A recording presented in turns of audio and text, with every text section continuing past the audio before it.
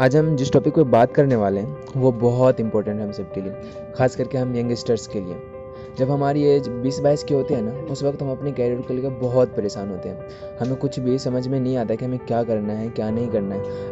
अगर कभी हमें कुछ समझ में आ भी जाता है तो हम बहुत ज़्यादा कन्फ्यूज हो जाते हैं कि जो हम कर रहे हैं क्या वो हमारे कैरियर के लिए सही है या फिर नहीं।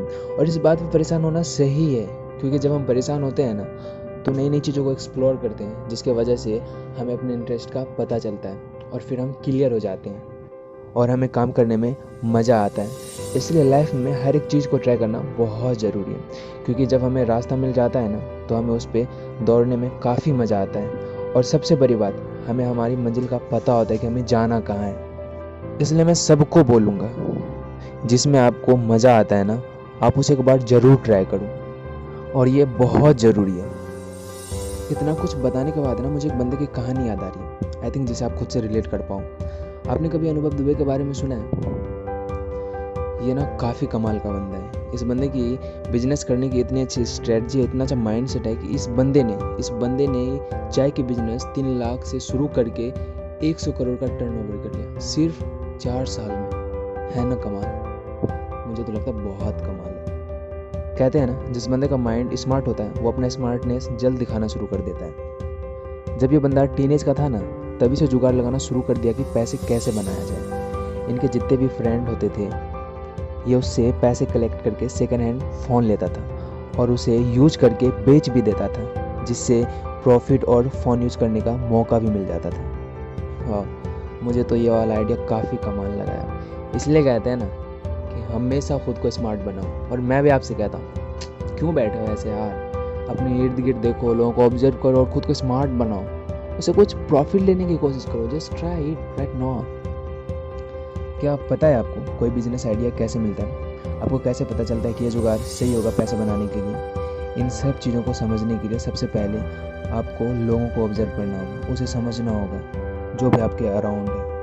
फिर आपको पता चलेगा कि मुझे कौन सा जुगाड़ लगाना चाहिए पैसे बनाने के लिए। और एक चीज़ कभी नहीं भूलना, वो है कम्युनिकेशन स्किल। ये स्किल आपको आनी बहुत ज़रूरी है। ये स्किल आपको हर जगह हर एक फील्ड में बहुत हेल्प करेगी कि आप कम्युनिकेशन स्किल के थ्रू लोगों से अच्छे से इंटरेक्ट कर सकते हो, आप लोगों के साथ एक अच्छा बॉन्ड बना सकते हो, उसे खुद की तरफ इंगेज कर सकते हो।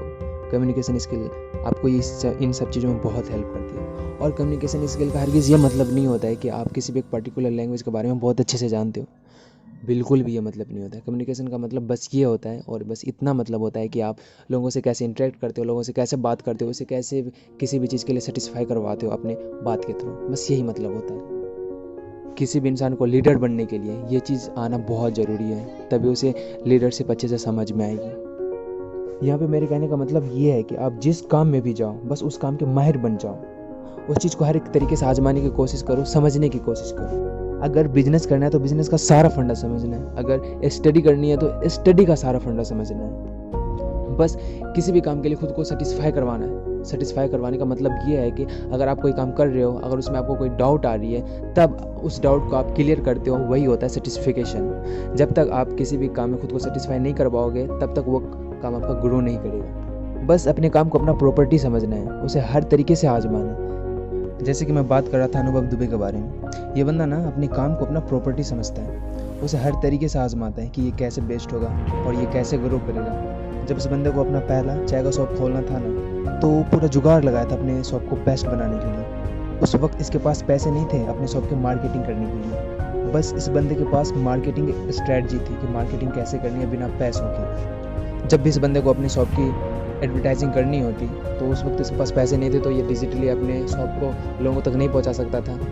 तो इस वजह से ये बंदा जहाँ पे भी बहुत ज़्यादा क्राउड होता था, जैसे मॉल हो गया, कोई भी स्ट्रीट जहाँ पे बहुत सारे लोग हो, वहाँ पे ये बंदा अपने दोस्तों के साथ जा कर के बहुत ज़्यादा गॉसिप करता था आवाज़ के साथ अपने चाय के शॉप के बारे में। अरे भाई साहब, वहाँ ना ये चाय वाला शॉप खुला हुआ, अरे भाई वो तो बहुत चल रहा है, कुछ दिन पहले खुला था, देखना भी आप कितना चल रहा है। वहाँ पे हमेशा लोगों का एक क्राउड लगा हुआ रहता है, बहुत सारे लोग आते हैं, चलने के बाद हम लोग भी चलते हैं। तो ऐसे बहुत सारे ऐसे मतलब अपने शॉप का नाम बार बार रिपीट करता था कि लोगों के दिमाग में वो बात छप जाए और उसके जहन में ये बात बैठा हुआ रहे और मेरे शॉप पे आए। तो इस बंदे के पास स्ट्रेटजी थी, क्योंकि मैंने बोला ना, ये अपने काम को अपना प्रॉपर्टी समझ रहा था। इस वजह से ये उसे हर एक तरीके से आजमाता था कि इसे कैसे ग्रो करना है। इसलिए आप भी अपनी चीज़ को, जो भी चीज़ कर रहे हो, स्टडी कर रहे हो, बिजनेस कर रहे हो, जो भी कर रहे हो, उसे अपनी प्रॉपर्टी समझो और उस पर पूरा अपना एफर्ट लगाओ, उससे हर एक तरीके से आजमाओ और ये सोचो कि ये कैसे बेस्ट होगा, मुझे इसमें कैसे अपना बेस्ट देना है ताकि ये ग्रो करे। इस बंदे ने जैसे अपने शॉप की एडवर्टाइजिंग करने के लिए स्ट्रेटजी अपनाई,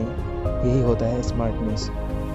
और एक मज़े की बात बताऊं, जब ये इनिशियली अपना शॉप खोला था ना, तो पता है वो कहाँ खोला था? इन्होंने अपना पहला शॉप गर्ल्स हॉस्टल के सामने में खोला था, क्योंकि ये बंदा जानता है कि लोगों का इंगेज कैसे लाना है, लोगों को कैसे अपने पास बुलाना है। इन्होंने इस इंटेंशन के साथ गर्ल्स हॉस्टल के सामने अपना शॉप खोला था कि जहाँ पे लड़के होंगे वहाँ पे ऑब्वियसली लड़के आएंगे, और इस लड़कियों की वजह से, इन हॉस्टल की वजह से हमारे शॉप पे ग्रोथ आएगा और हमारा बिजनेस ग्रो करेगा। भाई साहब, इस बंदे का अगर बिजनेस आइडिया जानना है तो आप मुझे कमेंट करके बताना, मैं इस पे आपको डिटेल एक वीडियो बना के दूंगा कि इन्होंने अपने बिज़नेस को कैसे एक्सप्लोर किया, कैसे कैसे स्ट्रेटजी अपनाई और कैसे उसको ग्रो किया। तो आज बस मैं यहीं पे ख़त्म करता हूँ।